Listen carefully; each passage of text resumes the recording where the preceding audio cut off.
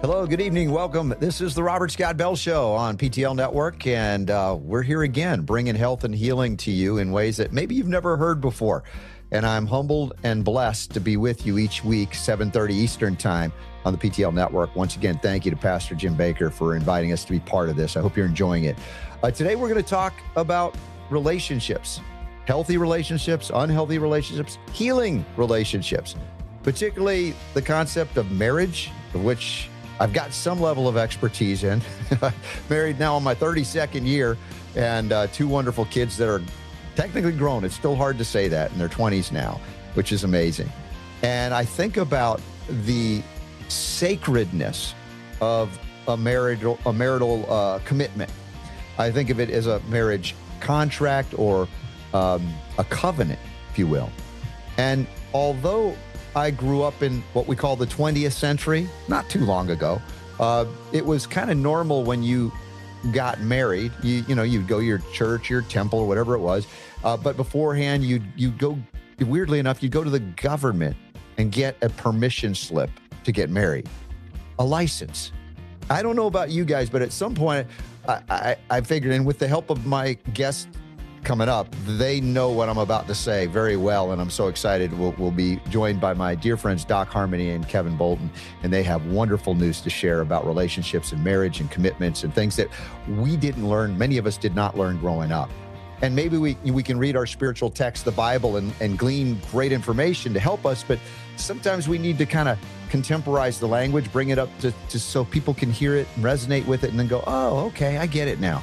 So it's okay to communicate in different ways to hopefully land the good information. So as I'm talking about this concept of committing to someone for your life or maybe beyond, and then pause and say, wait a second, I got to go to the government and ask permission to marry the love of my life? Something doesn't make sense to me about that. I thought this was called a holy matrimony. Holy matrimony. It was between me, her, and God. We were brought together. You hear the vows, whether you write your own or you utilize vows that you've heard before. It's a spiritual event. It's a spiritual commitment. And I'm going to go to the government. And can you guys come on into this thing and arbitrate, whatever it is? Now, to me, this, and I didn't have this thought form growing up, but the things I've learned, again, with the help of my guests coming up, included questioning things that I never even thought to question growing up. The idea of a license to get married, a spiritual holy event, and you're going to invite, let me just call it like it is, a vampire into that. You know that whole stories about vampires. They can't come in unless you invite them in. Well, you invite the government into your holy matrimony by asking for permission from them, and then you ask the question, as I did, well, where did they even come up with the idea of asking for permission of the government to get married? And it turns out in our American history, which we didn't really learn very much, I didn't as much going through government indoctrination centers or public schools, that after the Civil War in the 19th century, there were special dispensations made as they freed the slaves and black people who were not treated as humans at that time. They were treated as chattel or basically property. And they were so-called free, the 14th Amendment. We can talk about that. But basically they said, all right, now, if you want to marry a white person or a black person or a white person wants to marry a black person, now you got to ask us, the government, for permission. We're not going to let that happen unless. And then somewhere along the way in the 20th century, everybody just started, well, we asked permission of the government. Now, it was less than I believe, a spiritual holy matrimony when you invite the vampire of government into that relationship, sacred relationship. Like I've talked about as a homeopathic practitioner or doctor for now over 30 years, why would I ask the government to get involved in the relationship that I consider a sacred relationship as well, of the doctor-patient relationship as well? Why? Third-party interveners mess it all up. And so when we have, let's say, a troubled marriage, I often wonder how often maybe we can come to the conclusion that we invited somebody or something or some entity or entities into our sacred relationship that haven't actually helped us to have that commitment and to live up to that commitment. So I posit these questions, considerations, just to get you thinking about this, because my guests, my dear friends that I've known I feel like I've known them forever. And we've gone through a lot of journeys together to learn about some of these things and more. And they have been doing wonderful work in helping people to really understand the sacred relationship, to kind of connect with the divine feminine and the divine masculine. That is, what are our roles as men and women? How do they differ? And the misconceptions and the misunderstandings associated with words like submission. The wife submits to the husband. What does that really mean at a time where women's liberation, when we grew up, threw everything into women being housewives and having babies, that's just beneath you. It's like, it's the most beautiful thing in the world. So as I conclude my little opening monologue here, I want to just say, God bless you. Thank you for indulging me and indulging us to share some really powerful healing messages for relationships now and into the future. And for you young people out there that have yet to enter into that sacred relationship, I think you'll glean a lot from Doc Harmony, Kevin Bolton, this wonderful married couple, my friends, right here on the Robert Scott Bell Show on the PTL Network. Welcome, Doc Harmony, and Kevin. Thank you, Robert. It's a pleasure to be here as always. And I know that, opening with the things that I just brought out, most shows would be like, I don't even know where to go with this, but I know you guys do. And I think, to me, why I wanted to start with that, because I believe in the institution of marriage. I believe it to be a spiritual institution, not necessarily a governmental one, but it's become adopted into that inadvertently over the years. And then we don't even know our roles as men and women anymore. And maybe that's not related. Maybe it's related. I'm not sure. But a lot of the things you guys talk about now, and we'll have our websites linked up and we're going to share them with you for you guys to learn, for everybody watching, about that. But we have lost our way in marriage. There are way too many divorces. And I'm not saying there's never a place where there's abuse or something happening, but I think a lot of people give up on this too easy. Robert, I agree with you. And I think the problem is that, again, you said you have to ask permission. Well, if we look at Christ and we look at the sovereignty of Christ, and we are made in the image of God, and we're his children. If I'm going to ask anybody for permission to marry anybody, it is not going to be the government. It's going to be God. He's my father, and I need to ask him if I can have this woman's hand in marriage, and that boils back down to what we've talked about before, Robert, is sovereignty. When a man rules his life, I'm not here to ask the government to rule my life. God gave me that responsibility and that obligation. And when I rule my life in according to the way the laws that he laid down and the love that he laid down, then having that relationship with my wife, it's very clear. The Bible's very clear in Ephesians that it says that a woman should respect her husband, not love. It says that he should respect him. As you know, Robert, for men, love and respect are kind of the same word for us. If we're not respected, we sure don't feel loved. And it tells men that we should love our wives like Christ loved the church. That's a powerful order to live up to. That means we've got to be willing to lay down our lives for it. So it all rolls back down to sovereignty, in my opinion, and having self-rule, not asking someone else to rule over us. Well, and when we talk about submission or surrender, not to government, but to God, that's a distinct difference in terms of our spiritual journey.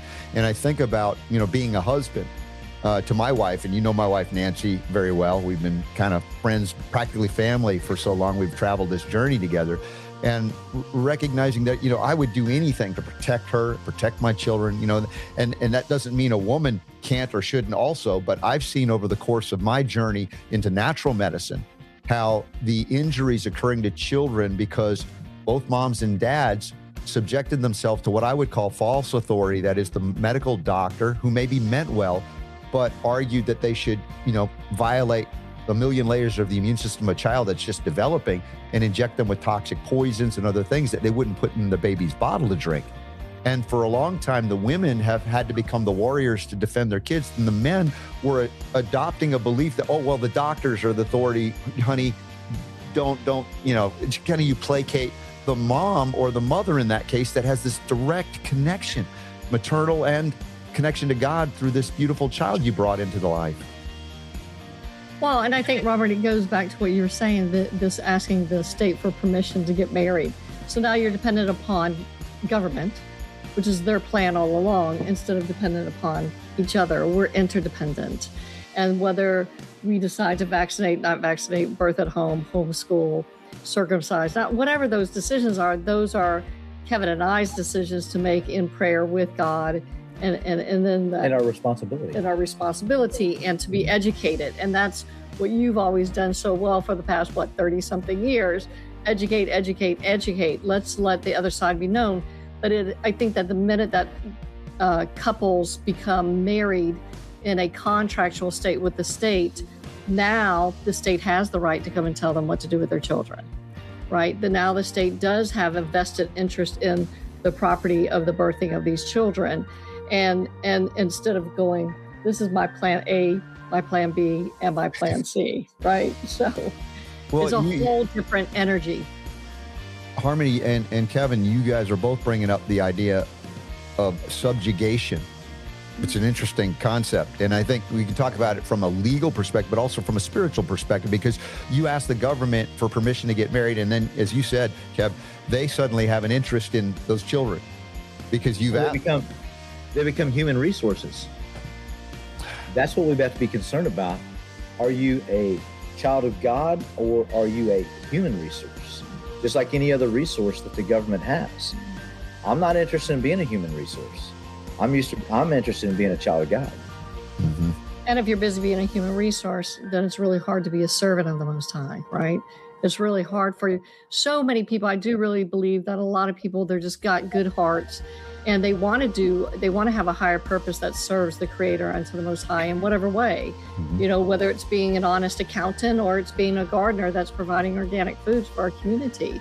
But because the state has intervened so much, starting with the marriage license, the birth certificates, all of it, what are there, 100 taxes now just to start a business? It's almost impossible. So I think that that's one of the first setups. And if they can get the marriages, if they can attack the family, the core. And I thought, I was praying the other day, and it just really struck me. God created man and woman. God created two so that we become one. He didn't create a village. He didn't create a community. He didn't create a state. He didn't create a government body. He created two people so that they could learn to become one. And I'm really glad you mentioned the young people, because how do you do that? How do two people, especially that are both kind of headstrong, a little bit Taurus, a little bit A-type personality, firstborn, woo! And, still be able to hang in there for 25 years? Mm-hmm. Where do young people learn? What does that word submit look like? What does that word subjugate look like? And when we are one with Christ, and we know that our sovereignty and our higher purpose is to serve the Most High, those kind of questions become kind of simple, but it still is difficult in the day-to-day behavior. So that's where it makes it a little tricky, especially when emotions get high. When we were younger, I think about this. That's why I think about the young people today. It's like, we didn't know this.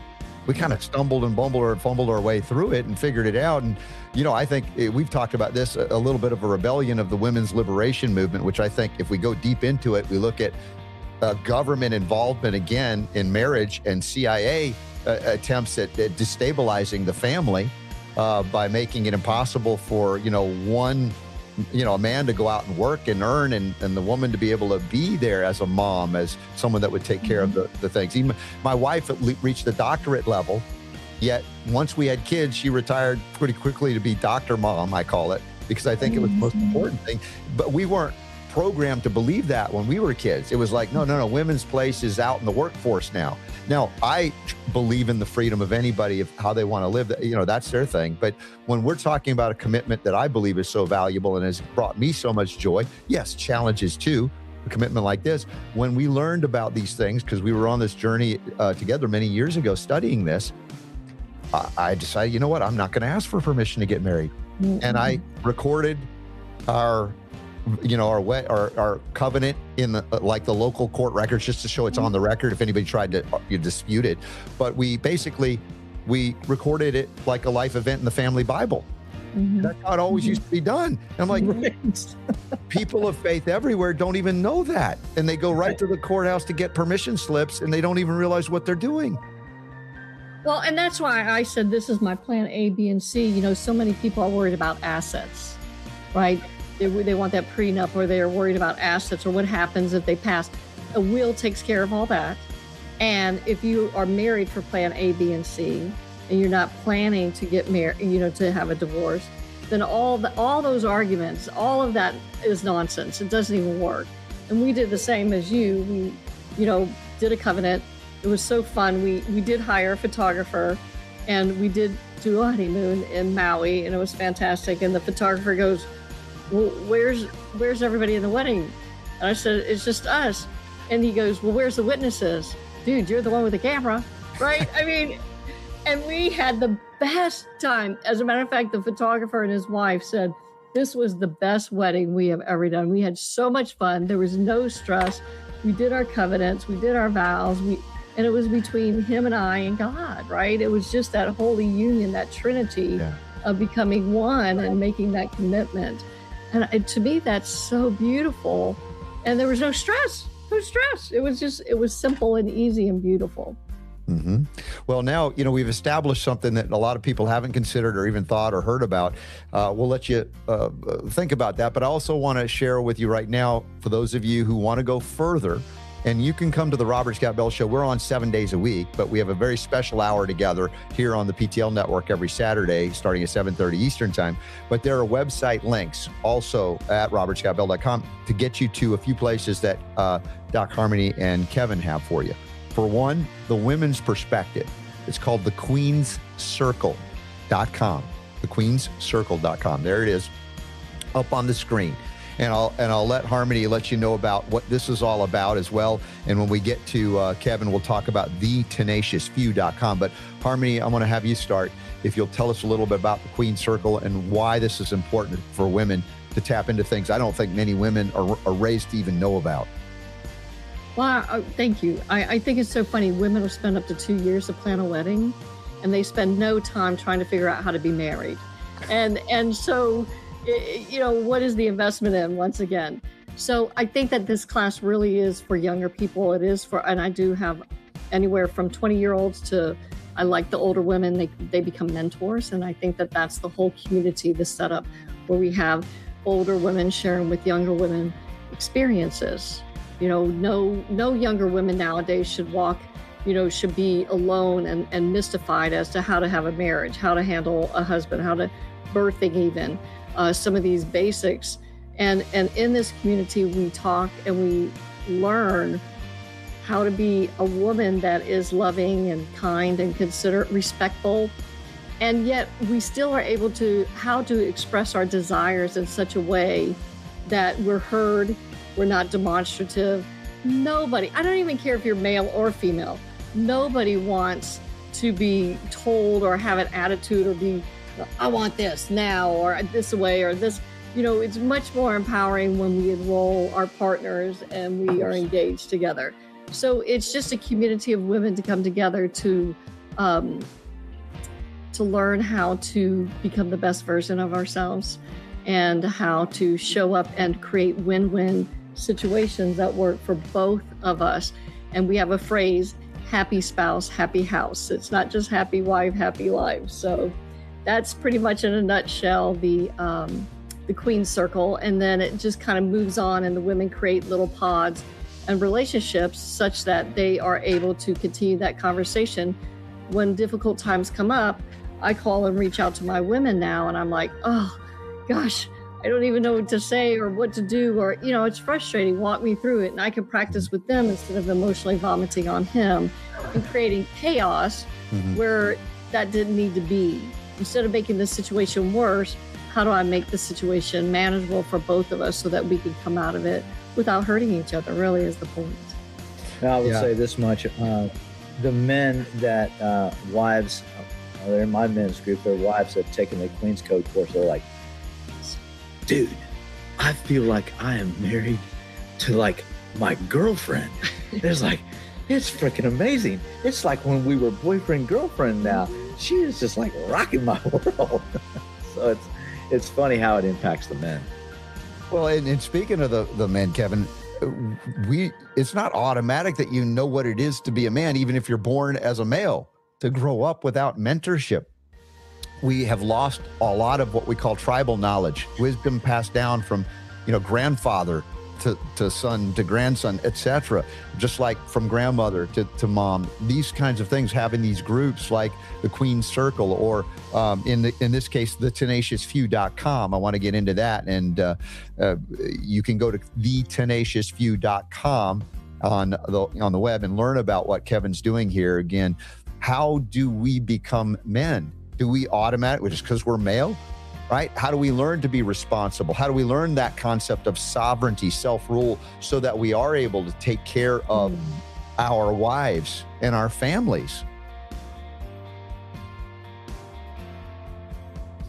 Robert, it's very interesting. I was reading an article that was talking about this exact subject and where that mentorship started failing. And it was interesting because it really kind of started back during the Civil War, but expanded well past that into other wars. And what happens, a lot of these mature men that were there to teach all went into war, and a lot of them didn't come back. So that kind of what started the avalanche, started the rollover, started it to reducing the, I want to use the word corporate knowledge, but basically family knowledge that was passed down from generation to generation to generation. That's what grandfathers were for, to us, to teach that. Then once it was lost, once that obligation it failed to move forward, then it continued to go down the same path, and it was just overlooked.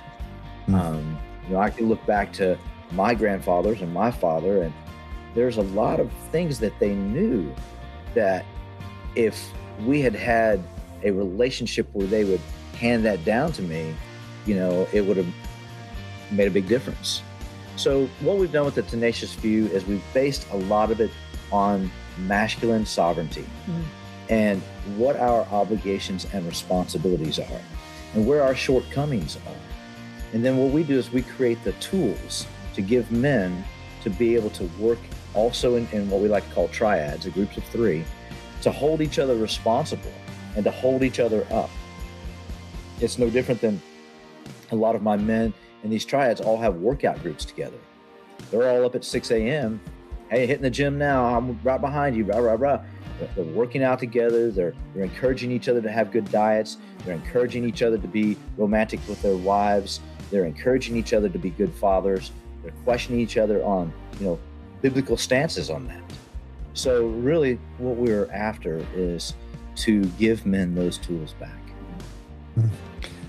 I know with my son's case, who's now 26, he really hasn't had a girlfriend. And there's a lot of awkwardness in the Generation Z, we call it, trying to figure their way out in the world. And, I say sometimes as the parent, even as a dad, you can only do so much. And that's why I think there's such value in the men's groups, like the women's groups. And most recently, both of my kids that are young adults now joined a local for my son, a men's group. And suddenly now he's got other male figures that are mentoring and holding each other accountable and trying to help each other in ways that in our culture here in America, we kind of went that concept of rugged individualism to such an extreme that we lost our connection to one another, where if we recognize, as you've pointed out, we are all children of God, we should connect, right? And communicate. That's what was communing with God, communing with each other in freedom, in choice, not by coercion or deception or force. And he decided, you know what, I'm going to do that. He stepped out of his comfort zone, and now he's got a wonderful girlfriend. He's learning. It's like a little miracle. But sometimes, as I said, in our culture, for those of us who grew up in America, and I'm American through and through, but I'll acknowledge and recognize where we've fallen down and not done so good. And I'll even call out the churches and the temples and the synagogues where they've fallen down. I think when it comes to subjugation to government, in many cases, when my wife and I got married under the common law, back when, and you guys were around then, we filed a covenant. We had our own, marriage contract, and we put it in our family Bible. And then we wanted to get married in a temple. And they said, well, we can't do the ceremony unless it's legal. So I actually had, at the time, I was very annoyed with this. I had to hire a lawyer to show that it was legal. And then I went, oh, okay. So that means that various, people of faith that are going to church and worshiping and having a wonderful spiritual life are also, sometimes I think our spiritual leaders, if I can call them that, I don't like to use that concept or term, but are falling short because they didn't know, because somewhere along the line, we lost our way. Somebody didn't say, hey, you're not supposed to subjugate yourself to government in that way. This was about God. No, absolutely. I mean, they have definitely fallen off the wagon, shall we say, or gotten lost. I mean, they just are lost. And I think it just goes back to, I do really would like to address that Gen Z the generation. I feel really bad and the high compassion for them. First of all, the females have no idea how to behave and act. I mean, they just have no idea how to behave and act. And it really dawned on me in my women's group the other night. I had 5 single women in the last class. And it's so interesting listening to them speak, because they're like, oh, I can't not have sex. Oh my God, that's so hard. That's so difficult. And I really thought about it. I said, really? What's more difficult? Having your heart broken, getting pregnant, having STDs, being discarded, being used, being not respected, not appreciated. And it really dawned on me that in that generation, and it's our fault from the 80s. I mean, we set the standard. I'm just saying, we set the standard. And it just really carried down to our children, where they're just lost, like in this desert, not knowing how to behave. And that's why these women's groups and these men's groups are so important. These men, need to learn how to act masculine. And when he was talking about masculine sovereignty, every woman says after the class, or especially when their husband goes through it, they're like, that is so sexy. Oh my God, so sexy. And then the woman has to hold her own standard as well, right? Get off Instagram. And if you are on Instagram, why are you showing your booty? I mean, I'm just at a loss. And then you're confused. They're confused as to why a guy doesn't like them for who they are. And so it still goes back to this giving up our power and our sovereignty to the state instead of God. Because if they were giving up their power and their sovereignty to God, they would not be behaving this way. But when you give up your sovereignty to the state, everything works, doesn't it? As long as it keeps you in their system, you get sick, you get depressed, you become unwanted, you have issues. Now you have to go see a psychiatrist. Then they put you on pills. Blah. I mean, of course the government's like, go for it. Whatever makes you feel good. I want to share with you guys that we have had these conversations over the years, and even on my show prior to it becoming a Saturday conversation on the PTL network. And we've done a number of shows that are available. And you can see on I think on the right-hand side of the screen, right where my hand is, where it says rumble.com/askrsb. So if you guys want to hear more than we'll get to today, we've got more to discuss, but I just don't want anybody to think we can cover it all in a short hour together.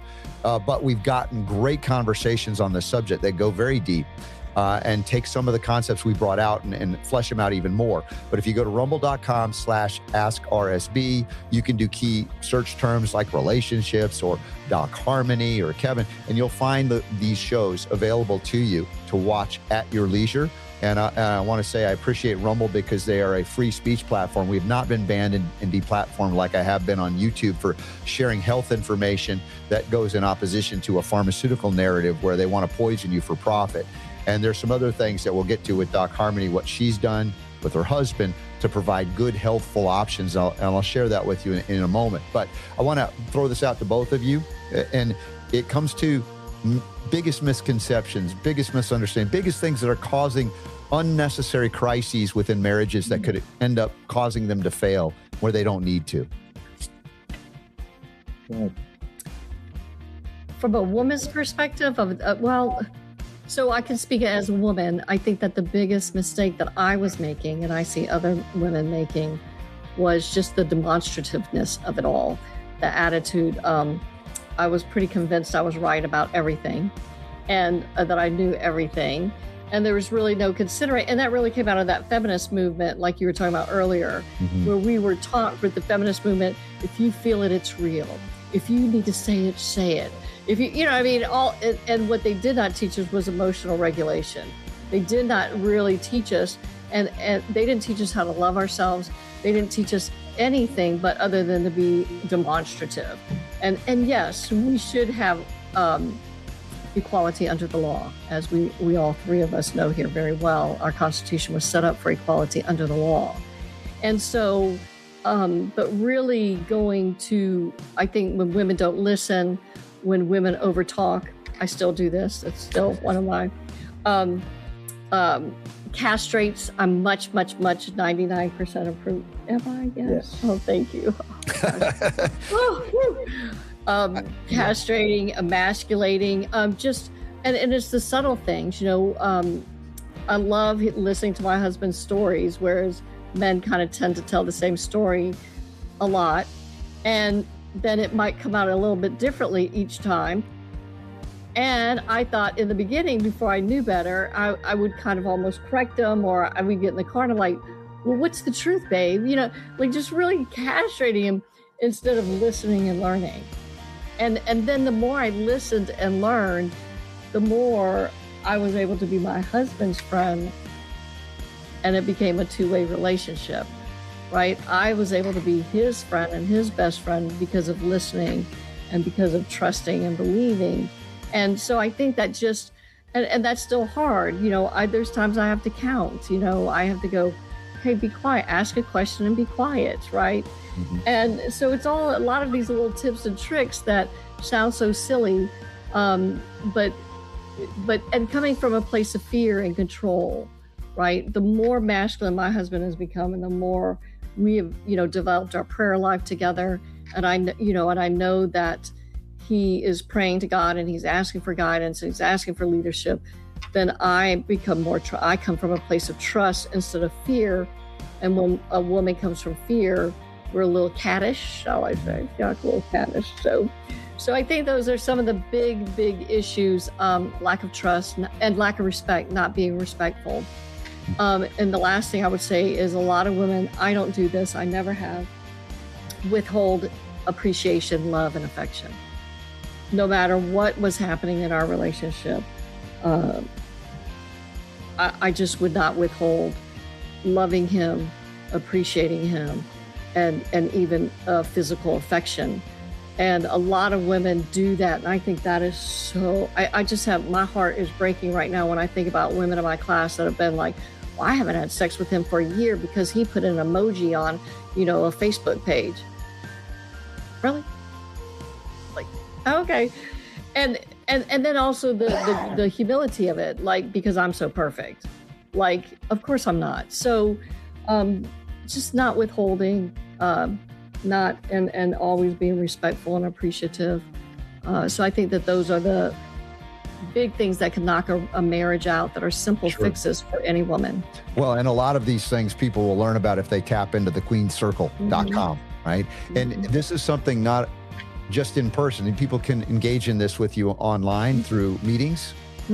Meetings and consultations and coaching, and we have groups, and it's just really growing and expanding. We're excited. All right. Well, Kevin, your perspective coming from the tenaciousfew.com on that same question, you know, what are things that we men are just screwing up on and not getting right? I mean, we're not here to pick on the women. We're just trying to step it up and do it right. Just be a good listener. You get there. That's one of the things you better learn. And we're horrible at that, honestly, in many ways, but we try to do that. What'd you say, honey? What? No, I think one of the challenges, you know, for men, puppies and kittens and children and women are loved just because. Men were loved because we perform. And that's a pretty lonely road sometimes. That means perform or not be loved. And I think that's how our society has roped us into that. And it's a vicious thing. You know, even with our little boys, you watch them, they fall down in the gravel, you dust them off, and they cry on your lap for a little bit, and you're like, all right, dry that up, get going. You got to make them tough, you know, because the world's going to try to eat them. And when a little girl falls down the gravel, she can lay there, you can hold on to her for all day and cry, you're not going to run her off. So that being said, I think where men fail a lot, Robert, is a couple hundred years ago, if we were in a village together, we would go hunt together. We'd go to war together. We'd fight the local tribe that was trying to attack us together. We'd bleed together. We spent time as brothers. And I think one of the things that's happened is that brotherhood has been broken, or it's been cheapened, okay? And I think that what you'll see men that get together to watch a football game because they're trying to have that rekindling of that brotherhood. You know, like, oh, my football team, you know, or even if they got opposite football teams, they get together and watch that kind of grind on each other. The problem is that in that, where is the real depth to it? You know, the men's groups that we have, you know, we talk about real issues. Oh, my wife cheated on me, maybe. Well, whatever. You know, my best friend stole my car, whatever. We have real conversations. We still have fun together. We still grind on each other because men need that grinding. One of the groups I'm a part of is called Team Iron, because iron sharpens iron. Of course, there's a lot of sparks that fly sometimes, but you know, iron sharpens iron. We're constantly pushing each other to be the best versions of ourselves. So I think that brotherhood is missing, and I hate to see that, because a lot of men suffer in silence. You know, when the wife divorces him and takes the children and the house and the cars, you know, she's got a whole support group behind her. And men typically don't. So I think that's a shortcoming on our part. And I would tell all the men that are listening to this, have your groups of men that you get together and have real conversations. The other issue I think is a big issue was, you've heard me say this before, John 1:1 says in the beginning was the Word, and the Word was God, and the Word was with God. I think the other issue that we have is the deception that's been pulled over our eyes to not understand the power of speaking our language and knowing the true meaning, the gospel meaning of our words. You know, you hear me talk about sovereignty a lot. You know, sovereignty for men is an absolute key. If you don't have sovereignty if you're not a sovereign man, you're always going to come up short. So I think understanding language properly, speaking into the world the proper language, into your life the proper language spoken with God, all those are very important. So the spiritual basis of marriage, and I started with that once again, and I see that in you guys, and you have had experiences since I've known you that are quite profound and transformative. And if you could share, perhaps maybe there was an awakening or an opening in your heart to this connection to God, biblically or otherwise. These stories are so profound. They help anybody, inspire anybody who's here watching. And I thought maybe you could share a little bit of that experience, an awakening of some kind. Well, basically, God hid her out here in the middle of the woods with no internet, no phone, generating her own electricity, and sent me on a mission to find her. And I found her. That was part one. There was that. She was hid well. And as a matter of fact, for those who don't know, yes, that is true. And God allowed his father to appear to me in a dream and gave me very stern advice that this was the man to marry, and I might want to listen to that. And I'm like, I just met this guy. Who are you? What is going on? Confusion. And but recently we had a very spiritual awakening. I had 12 heart attacks, and on the 12th heart attack, I was on my knees screaming because I didn't think I could manage that one. And as I'd managed the other ones with meditation.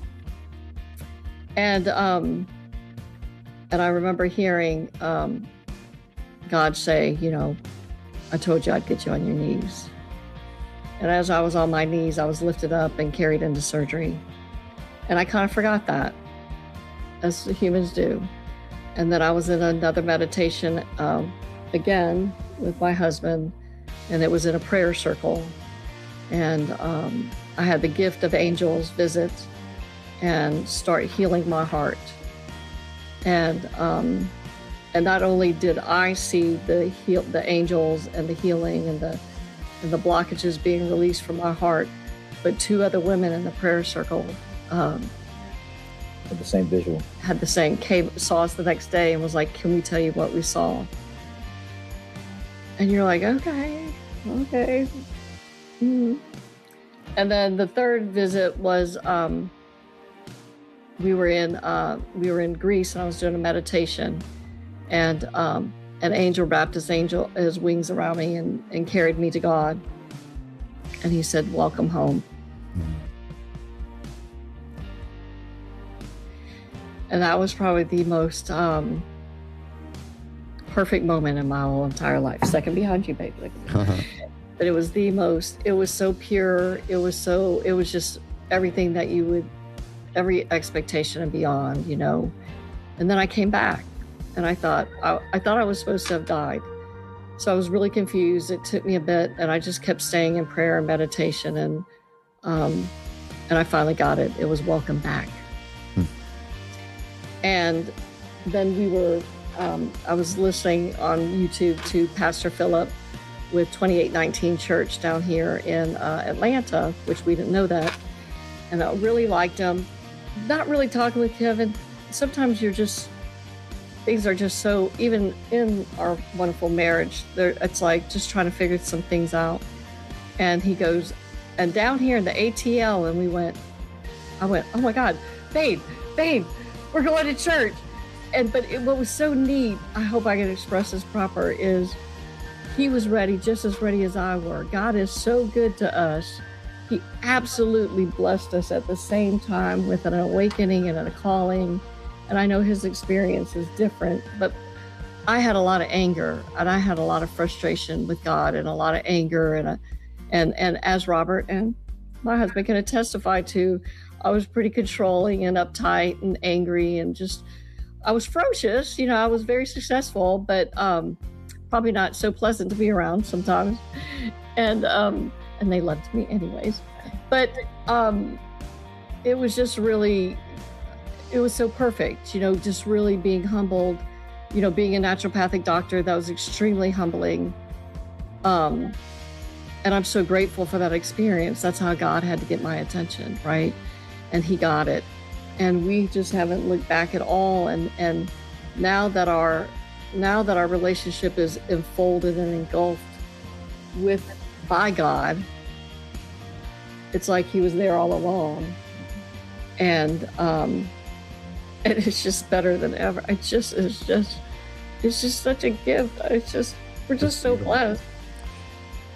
Harmony, thank you. I mean, it just makes my heart happy to hear what this. We've known each other for many years, and I think of no wasted experience. All of the things that lead us to that moment were for purpose. We might not know the purpose, but God knows. And every once in a while, we're given or granted a beautiful experience like that, deep spiritual experience of God's love for us that melts away all of those other things. And I do have to share, all the plaque is gone. The doctors are mystified. This is so funny, I have to tell you. So I've been doing all the natural holistic help and the meditation and the prayer and the healing and the exercising and the herbs and the supplements. And so I just got my most recent heart cath, and they're like, all the plaque's gone. Yeah. And all the soft plaque's gone. So 70% is gone. It was at 70% level, now it's gone. And my hard plaque was at 90, and now it's at 30. And it was interesting because the doctors won't admit this. So I ran my test through AI, and I go, why won't the doctors pat me on the back? They should be asking me, what are you doing, right? Because I'm doing no drugs whatsoever, no medication. And AI even goes, well, if you're faith-based, I think you could consider this a miracle. I'll take it. Well, this is what we talk about, spiritual healing.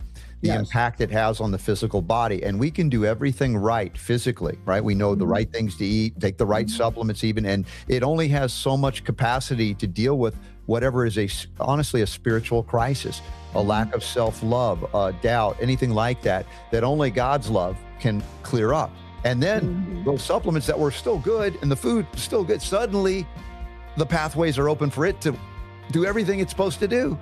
And so this is the beauty of the as above, so below principle, right? That the concept of, I said you could do everything right, but be just devoid of love and live in anger and hatred. And then the heart is closed and then it manifests exactly that. Kev, go ahead. No, you're exactly right, Robert. I agree with you 100%.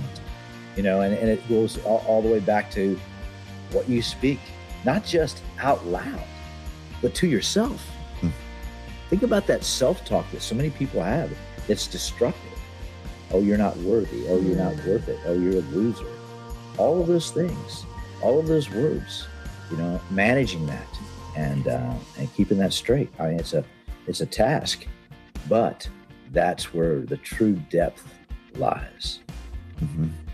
And that's one of the big things in the women's circles constantly we've been really working on. There's that big social media pitch for love yourself, self-care, and women really confuse self-care, which is critical. There's nobody here saying self-care is not important. Exercise, meditation, prayers, supplements, proper foods, but that's not really self-love. You would do the same thing for your car, wouldn't you? We're obligated as children of God to take care of our temples, our bodies that house our spirit, right? And so in class, we really talk a lot about, well, how do we learn to love ourselves? And Jesus gave us the commandments. Love God with all your heart, mind, soul, and strength. Why? So then you go, well, why? So that you can love others as yourself. How? Love God with all your heart, soul, mind, and strength. And it's really fast. It's just such a gift to see the women start blossoming and opening up. So simple, offering yourself to God and saying, let me serve, thy will be done. Just learning how to love God, you're loving others, you're going to love yourself. And those two commandments so clearly spell it out. It's like the secret to life, in my opinion. Yeah, and sometimes we need, like we continue to talk about, we need to get together. Sometimes, again, gender specifically, the women need to get together with the women, the men need to get together with the men, and find those words from the Bible manifested in how we interact with one another. We kind of put things to the test, and I think God loves us enough to allow us, as we said, by our own experiences, how many decades went by not getting that memo and message until the 12th heart attack and what you went through. How patient is God with us, right? And yet we show very little patience if we don't get what we want immediately. And that's been kind of our culture. It's an instant, just add water, mix and go, a microwave culture. And yet there's so much wisdom that we've lost because we've adopted that idea and we've abandoned the wisdom of those who came before us that could have taught us, like, generations ago. And I think what you're doing and what you're teaching is to bring back that wisdom so that we are not deceived so easily by those who might mean well. Maybe they truly mean well, but are really far off of what we know to be true in our hearts. But we've kind of set it aside because we've not been the men, right? To say, wait a second, that's not right. And stand up and protect the women, protect the children, protect our relationships, our sacred relationships. Well, I think the other thing, Robert, we have to look at is there's man's wisdom and there's God's wisdom. Sometimes they align with each other and sometimes they do not. So, you have to have discernment in that. And you have to have a stick to measure that with. And I think what we're really trying to show here is that it's a rediscovery of the ancient wisdom. It's a rediscovery of the measuring stick and how we measure that. I think, Robert, your show that you have done for decades, it's all based on what? It's all based on words. It's all based on words of truth. It's all based on ancient wisdom, on how you do it naturally. You've held that yardstick for decades, and you've used your mouth and your words broadcast out to the world to wake the world up and to draw people back to those godly ways. And I want to thank you for that. I want to honor you as a man. I have watched you go through all of your struggles, and I've watched you slay dragons for years on end. Thank you. Oh, very much. You know, I'm humbled and blessed to be able to do this all these years later. I'm like, how is this? You know, sometimes you pinch yourself. I get to do this, right? But I think when you talk about man's wisdom and God's wisdom, when they come into alignment and you're on mission and you're on purpose, you know, there's not a day you don't wake up and go, man, I'm excited. What's going to happen today? Or what am I going to get to do today? As opposed to what happens to me, in a sense. It changes. Kevin, real quick, and then I want to talk about My H.E.A.L shop. I want everybody to know about what your wife has really championed out to the world, also to help people get well and stay well. But is there anything about your spiritual journey that opened up, you know, similar or in its own unique way to what your wife went through? You know, Robert, I've been through some pretty interesting things. Actually died at one point and was brought back at an early age. But, you know, when the Bible says love your wife like Christ loved the church, I was there a long time ago. I really love this little creature sitting next to me. And I'm the kind of man that I will tackle just about anything, and I can fix just about anything. It don't matter if it's a car or a tower or a water pipe or a electric circuit or electronic circuit or radar ball. Radar. Just fixed a $33 million radar ball that the manufacturer couldn't fix. I've always been somebody who could fix things, you know. And this radar ball is on top of a 350-foot tower. I had to climb up there to fix it. So I've always been a person that could fix things. When my wife had her heart attacks, I was very humbled because there was nothing I could do. No amount of money could fix it. Nothing I could do to fix it. And God was gracious enough to not take her from me. Because without her on this planet, I really didn't have much reason to be here. Fixing things was not enough. But he very clearly informed me that he was keeping her here for me. And that was enough. That right there shook me to my core. And at that point, I'm like, your will, not mine. Mm-hmm. Beautiful. Thank you for sharing that heart-opening moment in your journey as well. And that deep love that you have is clear here, both of you. And I have a deep love for you both. You know that. You're family to me. And I want to acknowledge and honor as well, because this is a healing show, and it's about healing relationships too, spiritual healing, mental, emotional, you name it. And one of the things I want to let you know, I haven't told anybody about this if you're new to this show because of the PTL network. There's a book I wrote some years ago with my good buddy Ty Bollinger called Unlock the Power to Heal. And in it, there's a whole chapter when we did the expanded edition called The Truth About Ear Candles, right here. And guess who was featured? The first person to get a PhD on ear candles on planet Earth. We call her Doc Harmony, right here with us now. And she also founded My H.E.A.L shop. And if you guys want to read about it, you can get this book online, of course. But Doc, just real quick, because I've got a couple of minutes here, talk about My H.E.A.L shop. We have it always linked up, but we'll show it on screen as well. What you have, the ear candles were the starting point, but you brought a lot of things together for people to get well and stay well. And I appreciate that so much. Yeah, no, thank you. So H.E.A.L shop evolved from the ear candles, and the ear candles are still our signature item. And obviously they are, you know, just the great household item to have on hand when your children yourself might have an ear infection, sinus infections, colds, flus. But we also have this wonderful magnesium line, which helps with leg cramps and for athletes and just to keep your magnesium levels proper. We have essential oils. Oh my God, our plantain salve. I'm so glad you're showing these pictures. These plantain salves are amazing. I actually use them under my eyes every day to reduce, I learned this from another naturopath, keep those puffy eyes down, bug bites, eczema, our facial serum. Now, this facial serum has I repeat, absolutely no artificial ingredients. It has 7 ingredients. It replaces your cleaners, your toners, everything. You have one item.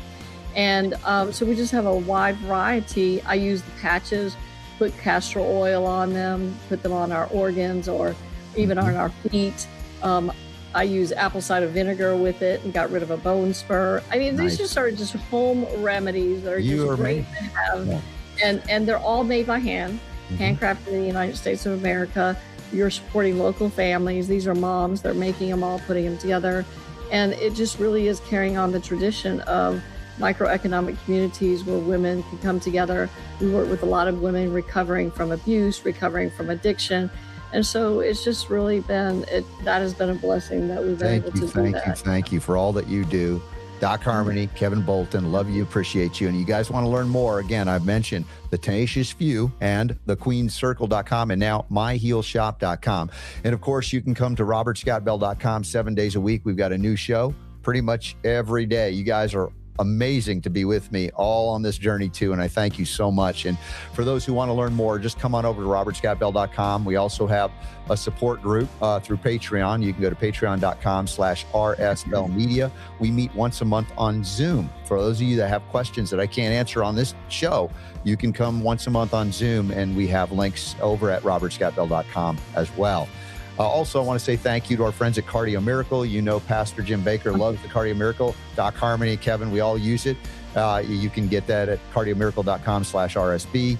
Also, our friends also from Atlanta, betterwayhealth.com. They have the best beta-glucan, validated, tested, and modulate that immunity. Keep us strong. That's why my kids have never had an antibiotic. They never had to. These are the things that I try to teach you about the power to heal, which is truly yours. I'm just here to remind you, and I'm so excited that I get to do that 7 days a week. Pretty amazing. Thank you, Kevin. Thank you, Doc Harmony. God bless you all. We'll see you next week right here on the Robert Scott Bell Show Saturday Conversation, where the power to heal is yours.